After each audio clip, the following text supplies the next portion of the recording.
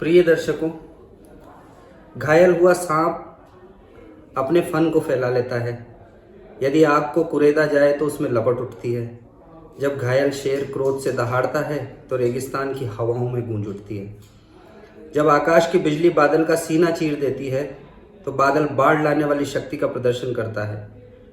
जब आत्मा को उसकी अधिकतम गहराई तक छेड़ दिया जाता है तो महान जन अपने सर्वश्रेष्ठ और सर्वोत्तम योग्यता का उत्थान करते हैं, उद्घाटन करते हैं। आंखें कमजोर होती है तो होने दो, हृदय निर्बल होता है तो होने दो, मित्रता छूटती है तो छूटने दो, यदि प्रेम में धोखा मिलता है तो मिलने दो। किस्मत 100 परेशानियां भेजती है तो भेजने दो, अगर घना अंधेरा राह रोकता है तो रोकने दो, और यदि प्रकृति तुम्हें नष्ट करने की जिद ले लेती है तो ले लेने दो।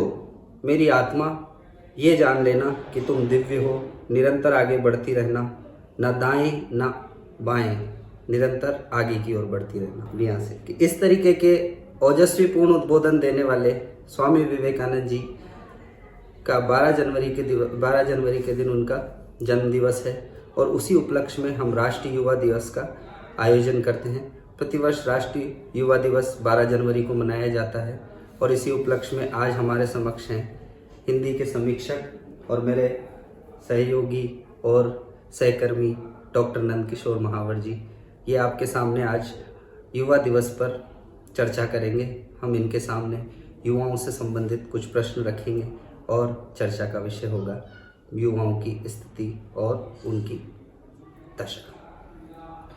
तो नंद जी, आप क्या, स्वामी विवेकानंद जो हैं वो युवाओं के प्रेरणादायक है, तो उनके बारे में आप क्या कहना चाहेंगे? स्वामी विवेकानंद जी से हम किस तरीके से ये कह सकते हैं कि युवाओं के प्रेरणादायक हैं स्वामी विवेकानंद जी? बिल्कुल किशन जी, सभी का अभिवादन करता हूं, डॉक्टर नंदकिशोर महावर। किशन जी, आज हम जो 12 जनवरी को राष्ट्रीय युवा दिवस के रूप में हम लोग मना रहे हैं, इसके मनाने का सबसे बड़ा कारण ये है कि हमारे जो स्वामी विवेकानंद जी रहे हैं, उन्होंने इतना बड़ा दर्शन, वेदांत का दर्शन हमें दिया है। समुचे वेद उन्होंने पढ़े, पूरे पुराण पढ़े, और फिर उन्होंने स्वयं का अपना एक वेदांत दर्शन निकाला। तो ये वेदांत दर्शन पूरी विश्व जाति के लिए, पूरी मानवता के लिए है। ऐसे महामना को आज हम याद कर रहे हैं इस 12 जनवरी को, तो निश्चित तौर पर ये हमारे लिए एक भूल सुधार की तरह है कि हम चीज़ों को भूल जाते हैं किशन जी। हमारे कई ऐसे प्रियजन होते हैं, उनको समय के हिसाब से उनको भुला देते हैं, लेकिन मैं मानता हूं कि उनको भुलाना एक प्रकार से अंधकार में जाना है। आज हम प्रकाश की ओर जाएंगे तो कब जाएंगे? जब हमारे जितने भी पूर्ववर्ती हैं, जिन्होंने हमें इस भारत देश की आज़ादी के लिए, इस भारत देश के अध्यात्म के लिए लड़ाइयाँ लड़ी, काफ़ी दर्शनों की लड़ाइयाँ हुई है। उन दर्शनों में से बहुत कुछ वो निकाल करके लाए हैं, वो हम सबके लिए आज जो रास्ता बनाने का जो कार्य है वो कर रहे हैं, उनका दर्शन काम कर रहा है। ऐसे ही हमारे स्वामी विवेकानंद जी हुए, जो रामकृष्ण परमहंस जी के बड़े शिष्य हुआ करते हैं। इन्होंने निश्चित तौर पर रामकृष्ण मिशन की स्थापना की, वो इसलिए की ताकि आने वाली पीढ़ियां जान सके कि किस प्रकार का हमारा भारत का अध्यात्म का दर्शन था, और उस अध्यात्म के दर्शन पे चल करके हम आधुनिक और जो यांत्रिक मानव हैं आज के, हमारे पास यांत्रिकता है, तर्कता है, बहुत सारी चीज़ें हैं, लेकिन उन चीज़ों में भी हम एक भक्ति को याद रखते हैं, हमारे एक अध्यात्म को याद रखते हैं। तो निश्चित तौर पर अध्यात्म में बहुत आगे की ओर ले जाता है, पूरे विश्व से जोड़ता है, पूरे सबको मानवता का पाठ पढ़ाता है। जी। तो ऐसे ही मानवता का पाठ पढ़ाने वाले हमारे विवेकानंद जी थे। जी, अध्यात्म से विवेकानंद जी का, अध्यात्म का पर्याय ही अगर विवेकानंद जी को कहा जाए तो इसमें कोई अतिशयोक्ति नहीं होगी। जी। अभी वर्तमान जो युवा हैं उनकी जो स्थिति है, तो उस पर आप कुछ प्रकाश डालिए कि अभी वर्तमान युवाओं की स्थिति क्या है। भारत देश में अभी जिस तरीके से बेरोजगारी चल रही है, सही मार्गदर्शन युवाओं को नहीं मिल पा रहा है, तो अभी युवाओं की क्या स्थिति है आपके विचार में? आप थोड़ा किशन जी, यहाँ पर हमें बहुत सारी बातों को देखने की आवश्यकता है। जी। मुझे लगता है कि हमारे जो गले हुए संस्कार हैं। आप इसको हमारे दर्शक थोड़ा सा यूं भी लेंगे, थोड़ी सी तीव्रता से लेंगे। तो गले हुए जो संस्कार हैं, उन गले हुए संस्कारों से क्या हुआ, हमने बहुत सारी चीज़ें हैं कि आज हम, हमारी माता है जो सबसे बड़ा संस्कार की बहुत बड़ी पाठशाला होती है बच्चे की। तो संस्कार देने वाली माँ, मैं नहीं कहता कि वो घर छोड़ करके और बाहर कार्य कर रही है, बच्चे को संस्कार नहीं दे पा रही, निश्चित तौर पर ऐसा हो रहा है किसी की। और वो जो संस्कार जो पढ़ने चाहिए बच्चे में बीज के रूप में, एक खाद के रूप में, वो शायद अभी बच्चों को नहीं मिल पा रहे हैं। इस कारण से हमारी युवा पीढ़ी बोराई हो गई है और वो पता नहीं कहाँ कहाँ पर उनका जो उनसे पूछा जाए कि आप करना क्या चाहते हैं, तो उनके पास उसका कोई उत्तर शायद नहीं मिलेगा। एकाग्र चित्त है ना। और दो चीजें हमने पश्चिम से कहूँगा कि हमने ले ली है। एक तो अकेलापन हमने ले लिया है जी। तो अकेलेपन से समाज का, देश का, व्यक्ति का सुधार नहीं हो सकता, विकास नहीं हो सकता। और एक अजनबीपन जी, ये दोनों एलिएशन और एलोनेस, दोनों शब्द किशन जी मुझे लगता है कि आज के युवाओं में आ गया है और इस कारण से वो एकाकी होकर के जीवन को जीना चाहते हैं। जबकि व्यष्टि से विकास नहीं होता, समष्टि से विकास होता है। बिल्कुल। आप व्यष्टि एक एक बनकर के, एक एक व्यक्ति बनकर के ही कोई गुलदस्ता बनता है, कोई उपवन बनता है, ठीक है, उन फूलों से बनता है, एक व्यक्ति से नहीं बनता। तो समष्टि की ओर हमें चलना पड़ेगा और हम निश्चित तौर पर हमारी जो पुरानी परंपराएं हैं, पुरानी जो अच्छी अच्छी अध्यात्म की जो बातें हैं, वो हमें ध्यान रखनी पड़ेगी। पीछे का पैर ही हमें आगे बढ़ाता है जी किशन जी, क्योंकि जहां तक हम पीछे की ओर नहीं देखेंगे। और ये देखिए कि हमारे दयानंद सरस्वती जी ने तो यहाँ तक कहा कि हमें वेदों की ओर लौटना है जी। वेदों की ओर हमें जाना पड़ेगा। वहाँ का अध्यात्म, वहाँ की जो विचारधाराएं हैं वो हमें लेनी पड़ेगी, तब जाकर के हम, क्योंकि भारत जो है मनुष्य जाति की सबसे पुरानी प्रयोगशाला है जी।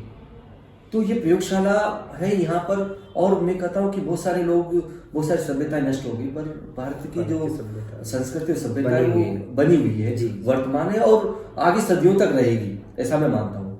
तो जब हम स्वामी विवेकानंद जी की बात करते हैं तो स्वामी विवेकानंद जी ने जो दर्शन हमें दिया, युवाओं को दिया है, और कठोपनिषद का एक जो वाक्य है कि उत्तिष्ठ जागृत प्राप्य वरात नियोदत, मतलब उठिए, जागृत हो जाइए और चलते रहिए। और मुझे ऐतरेय ब्राह्मण का जो महावाक्य वो भी याद आता है, चरे विधि। तो हमें चलना पड़ेगा भाई, हमें निकलना पड़ेगा जी। हमारी कहाँ से निकलना है, हमारी जो आलस है उससे निकलना, उससे बाहर आना पड़ेगा। हमारी जो गुदड़ी जो हमने बना रखी है उससे बाहर आना पड़ेगा। हमने जो सीमित लक्ष्य बना रखे हैं उनसे बाहर आना पड़ेगा। हमारे जो गलिसड़ी जो परंपराएं हैं उनसे बाहर आना पड़ेगा।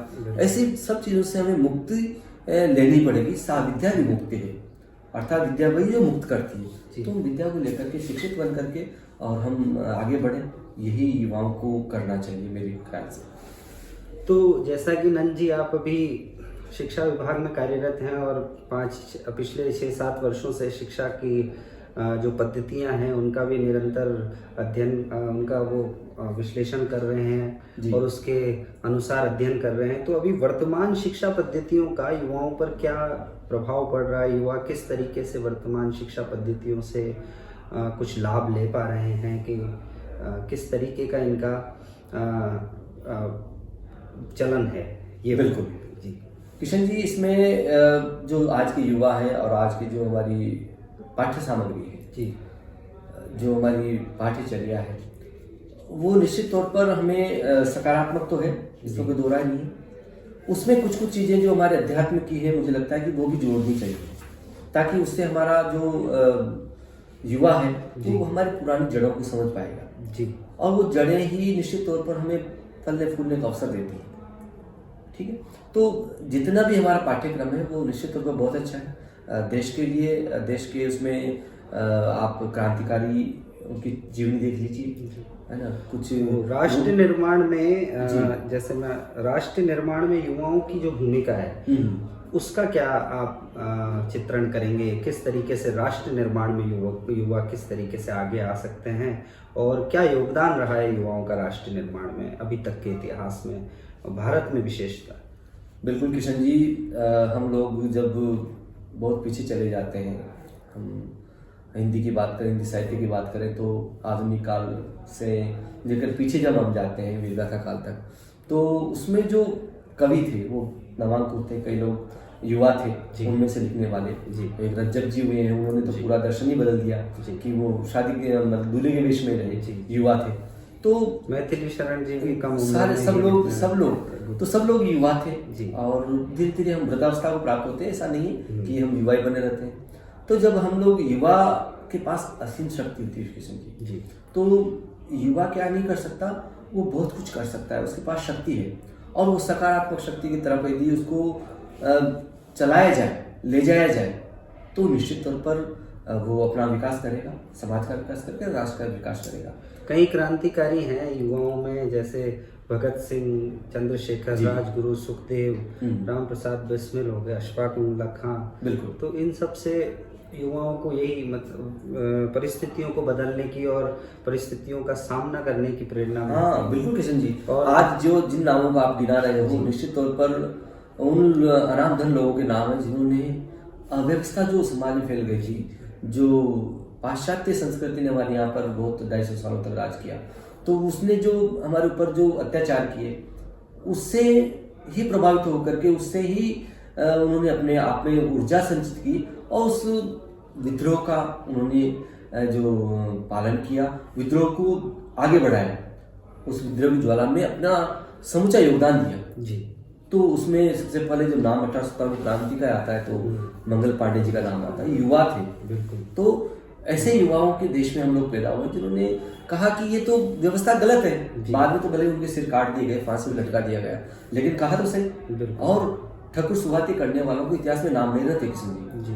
जो लोग अव्यवस्थाओं से जो ना कहता है उसी के देश में नाम होता है, उसी का स्वर्णाक्षरों में इतिहास में नाम लिखा जाता है, मेरा ऐसा मानना है। क्योंकि ठकुर सुभाती करने वाले बहुत सारे लोग थे अंग्रेजों के जमाने में, जो अंग्रेज बन गए थे, चाटुकार हो गए थे, पर नहीं, उसके अलावा एक पक्ष ऐसा भी था जो अव्यवस्थाओं के लिए ना कर रहा था, अंग्रेजों से कह रहा था कि नहीं गलत है जी। तो ऐसे लोग जब आते हैं तो निश्चित ऐसे युवा जब आते हैं तो देश का वो विकास करते हैं, आगे बढ़ाते हैं। देखिए विवेकानंद जी की बात हम करें तो 25 वर्ष की उम्र में मात्र उन्होंने 11वें वस्त्र धारण कर लिया। आप देखिए बिल्कुल जब तरुणावस्था होती है, जब आदमी पता नहीं कौन कौन से स्वप्न जो है सपने वो अपने जहन में पालने लगता है, उस समय वो पूरे ब्रह्मांड पर निकल जाता है व्यक्ति, पूरे भारत को अपने पैरों से नापता है, तो एक घुमक्कड़ हो जाता है और अन्य देशों में जाता है, पूरे यूरोप तक जाते हैं, जापान जाते हैं, बहुत सारे देशों की यात्रा करते हैं। तो क्यों करते हैं? क्योंकि जहां तक आप पूरे देश को नहीं देखोगे तो आपके अंदर देशभक्ति की भावना पैदा नहीं हो सकती। जहां तक आप प्रकृति प्रेम, देश प्रेम की सबसे पहली सीढ़ी है, ये अमृतलाल विवेकानंद जी कहा करते हैं। तो उन्होंने कहा कि शांति निकेतन पढ़े हैं, विश्व कवि रविंद्र की संस्था में पढ़े हैं, तो वो कहा करते थे कि देश प्रेम, प्रकृति प्रेम देश प्रेम की पहली सीढ़ी है, वो हमें देश प्रेम की ओर ले जाती है। तो हमें भी निश्चित तौर पर देश को भ्रमण करके देखना चाहिए, कहाँ पर क्या है क्या नहीं है, और अपने मन में एक चीज जरूर जागृत रखनी चाहिए। आप जो भी काम करते हैं, जहां भी नौकरी करते हैं, अपने देश के प्रति आपके जो कर्तव्य हैं, जो आपके अधिकार तो आपको मिल जाएंगे अपने आप अपने कर्तव्य करते जाइए, अधिकार अपने आप मिलेंगे। ये दोनों अन्योन्याश्रित संबंध है, एक को आप करते हैं तो दूसरे को अपने आप पा जाते हैं। तो ये जो अभी के युवा हैं जी, और अभी अपन ने इतनी सारी चर्चा युवाओं पे की है, स्वामी विवेकानंद जी के चरितार्थ को आपने सम्मुख रखा है, तो आप युवाओं को क्या मार्गदर्शन देना चाहते हैं कि युवाओं को आप मार्गदर्शन में दें और कुछ ये बताएं कि किस तरीके का जीवन उन्हें राष्ट्र हित में समर्पित करना है, प्राकृतिक जो आप बता रहे हो कि प्रकृति सेवा है, बिल्कुल, और ये जो मूल्य हैं जिनकी युवाओं को अत्यधिक आवश्यकता है। आज लोग बाग जैसे इंजीनियरिंग ये अपनी डॉक्टरेट करने के लिए निकले हुए हैं अन्य विषयों में, जहाँ पे अपनी किस्मत आजमा रहे हैं और मूल्यों को जो भूलते जा रहे हैं युवा, उसी की वजह से जो ये भ्रष्टाचार और इन तरीके की जो दुर्परिणाम वाली गतिविधियां हैं, जिनको प्रोत्साहन मिल रहा है, नैतिक मूल्यों का जो पतन हुआ है युवाओं में, बिल्कुल, तो उसकी ओर आप कोई मार्गदर्शन प्रदान करें कि युवा अपना जो करियर निर्धारित तो करें, उसके साथ में अपने पहले मूल्य निर्धारित करें। बिल्कुल किशन जी, बहुत अच्छा प्रश्न आपने किया है। निश्चित तौर पर ये पूरे साक्षात्कार का बहुत महत्वपूर्ण प्रश्न है और मैं अपने 44 साल की उम्र में आपसे रूबरू हो रहा हूँ। ये बात पहला साक्षात्कार शायद मैं पहले दे रहा हूँ, पहला साक्षात्कार। किशन जी, इसमें हमें सोचना पड़ेगा मेरे अनुभव के तौर पर कि हमारे माता पिता, जो बच्चे के माता पिता हैं, उन माता पिताओं का दारोमदार बहुत बड़ा है। सबसे बड़ी बात क्या है कि वो बच्चे को धकेलने की कोशिश न करें। वो ये चाहते हैं कि मैंने जो नहीं किया है वो मेरा बेटा या बेटी करे। वो अपने सपनों को अपने बेटे और बेटी में देखने लगते हैं कि मैं तो असफल रह गया, पता नहीं किस कारण से, पर हो सकता है कि मेरे बेटे उस काम को करें। मैं डॉक्टर नहीं बन सका, इंजीनियर नहीं बन सकता, IAS नहीं बन सका, मेरे बेटे बेटी बने। ये जो सोच है हमारे समाज की, ये बहुत गलत सोच है जी। हम पहले व्यक्ति को मनुष्य बनाएं जी। डॉक्टर इंजीनियर तो अपने आप बन जाएंगे, उनको बनाने की आवश्यकता है नहीं। अरे ऐसे संस्कार दे दीजिए ताकि वो बच्चे अपने आप करने लगेंगे। और जब आप उनको धकेलने की कोशिश करते हैं तो उनके अंदर का जो कौशल होता है, एक जन्मजात कौशल होता है, उस कौशलता को वो मार चुका होता है। और उस कौशल को मारने के बाद में वो IAS या RS बनता है या फिर आपका डॉक्टर इंजीनियर बनता है। तो फिर आपने सुना भी होगा कि बहुत सारे भ्रष्टाचार, बहुत सारे व्यभिचार जो नजर हमें आते हैं, समाज में दिखते हैं, अखबार लगे रहते हैं इन चीज़ों से। तो वो शायद मुझे लगता है कि आप संस्कार अच्छे दे दोगे तो आवश्यकता नहीं है फिर कुछ भी करने की कि आप डॉक्टर नहीं बनेगा, इंजीनियर अपने आप बन जाएगा। उसे एक पूर्ण मनुष्य बना दीजिए, फिर वो सब बन जाएगा। ये तो हो गया कि उनके माता पिताओं को संदेश मिल चुका है कि भाई हमें अपने बच्चों पे अधिक दबाव नहीं, बिल्कुल दबाव नहीं डालना चाहिए। और उनको एक, अभी मुझे शिव मंगल सिंह सुमन जी की 4 पंक्तियां याद आ रही कि हम पंछी उन्मुक्त गगन के पिंजर बंद ना गा पाएंगे, कनक तीलियों से टकराकर पुलकित बंद टूट जाएंगे। तो इसी तरीके से तो युवाओं के लिए जो प्रेरणा, युवाओं के लिए जो मार्गदर्शन चाहता हूँ कि युवाओं को किस तरीके से एक ऐसा मार्गदर्शन मिले, युवाओं को कैसी सोच रखनी होगी समाज के प्रति, युवाओं को किस तरीके से प्रकृति के प्रति जागरूक करना होगा और किस तरीके से समाज के प्रति और लोगों को भी जागरूक करना होगा, ताकि युवा अतुल्य संपदा और अतुल्य शक्ति का भंडार है। तो उस तरीके से युवा क्या ऐसा करें कि अपनी प्रकृति के प्रति सजग हों, समाज के प्रति सजगता फैलाएं और ऐसी सकारात्मकता लाएं कि विश्व स्तर पर भारत फिर से विश्व गुरु बन जाए। इस तरीके का कुछ मार्गदर्शन युवाओं को मिले। किशन जी, बहुत अच्छी बात आपने कही है। एक तो जो पहले वाला जो प्रश्न था उसका एक अंश मैं और जोड़ना चाहूँगा उसमें कि जो बालक आपका पढ़ रहा है उसके जो गुरुजन है उनसे जरूर आप जाकर के, जो आपके माता पिता हैं वो जाकर के मिले कि हमारे बच्चे का जो रुझान है वो किसी विषय की ओर है।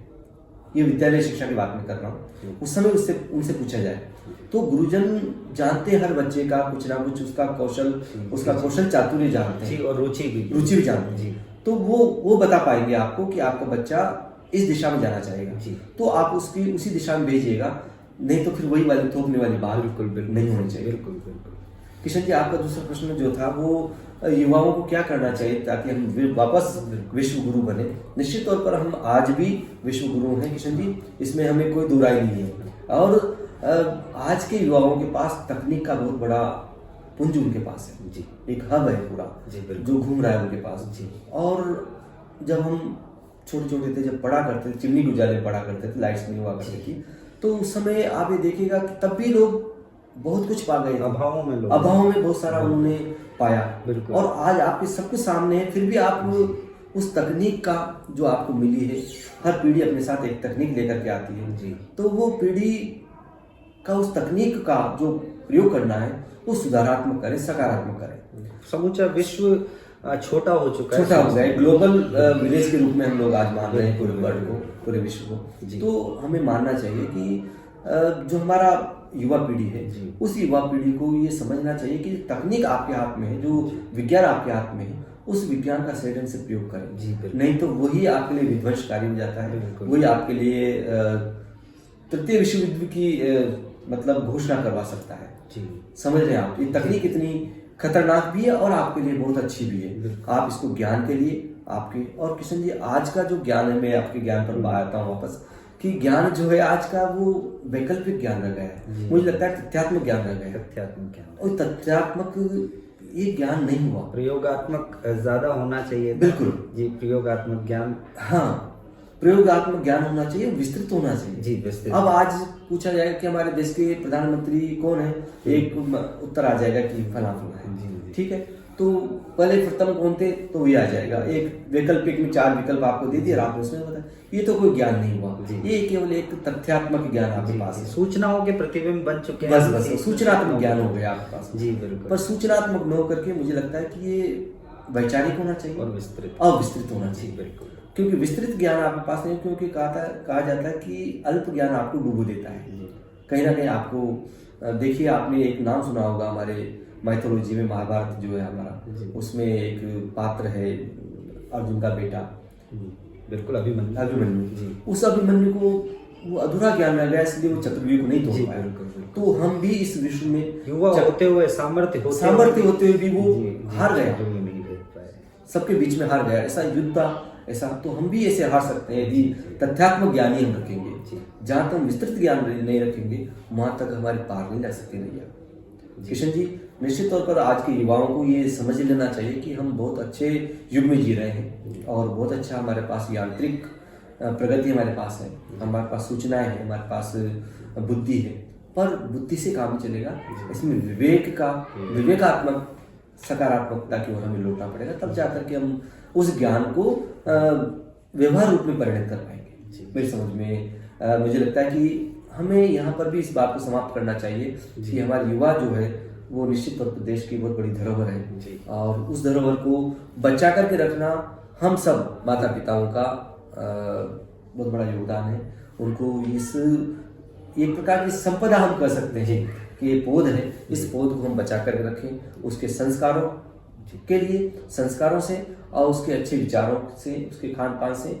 और मुझे लगता है कि हम विश्व की कोई सी भाषा पढ़ें, कोई सा ज्ञान हम प्राप्त करें, पर निश्चित तौर पर अपने ज्ञान को कभी नहीं भूलना चाहिए।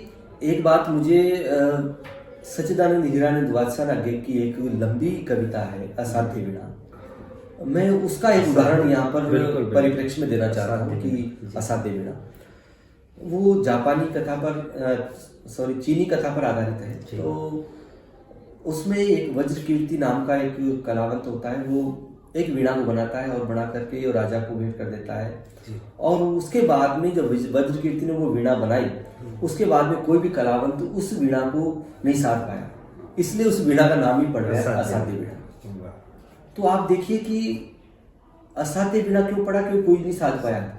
अब बड़े बड़े कलावंत आ गए, कोई उसको नहीं बजा पाया, तो राजा ने उसको एक बड़ी सी वो अलमीरा बना करके उसमें सजा के रख दिया, उसका नाम लिख दिया असाध्य वीणा। अब ये देखिए कि एक गुफा में रहने वाला केश कम्बली नाम का एक साधु था, उसने इस वीणा के बारे में सुना। वो साधक था, मूलतः साधना में रत रहता था, तो साधना की कितनी पराकाष्ठा पहुंच सकती है उस बारे में। तो वो वहां जाते हैं और राजा से कहते हैं कि मैं भी इस वीणा को प्रयास कर सकता हूँ यदि मुझे अवसर दिया जाए।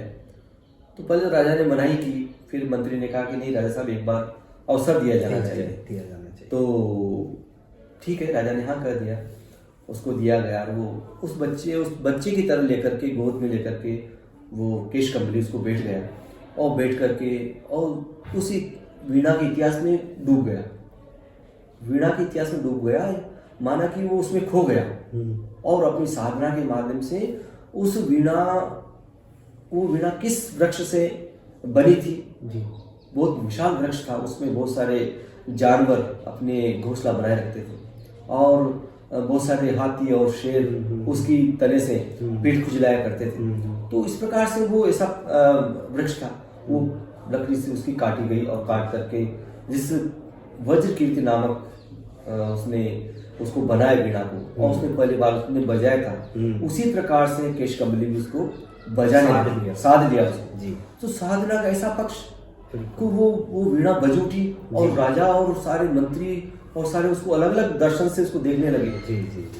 तो कहने का तात्पर्य है कि आज हमारे बीच में स्वामी विवेकानंद जी जी की जो शिक्षाएं हैं जी वो उस केश कमली की भांति है कि वो जो दर्शन उन्होंने दिया असाध्य वीणा को साध दिया। जी, तो जी। कहने का तात्पर्य आज हमारी जो युवा पीढ़ी है वो युवा पीढ़ी एक प्रकार से असाध्य की तरह हो गई है, जी साधना मुश्किल हो गया जी। है। तो कहने का तात्पर्य ये है कि आज उनका दर्शन हमें मानने हैं, विवेकानंद जी उनके दर्शनों पर चल करके हम आज बहुत कुछ आगे जा सकते हैं, ऐसा मैं मानता हूँ। तो वज्र कीर्ति की तरह उस वीणा को तराशें और केश कमली की भांति उसको बजाएं।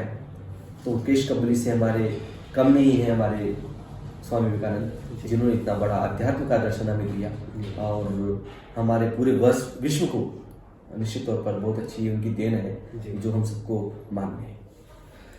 तो बहुत अच्छा नंद जी, ये जो आपने एक तो विवेकानंद जी की शिक्षाओं पर जितना प्रकाश डाला वो, और अभिमन्यु और असाध्य वीणा की जो आपने बात और वृतांत बताया, उससे युवाओं को निश्चित ही संदेश मिलेगा।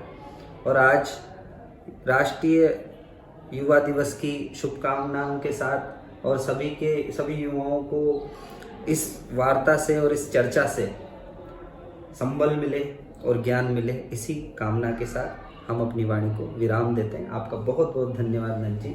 बहुत बहुत शुक्रिया किशन जी, आपका भी और सभी दर्शकों का भी बहुत बहुत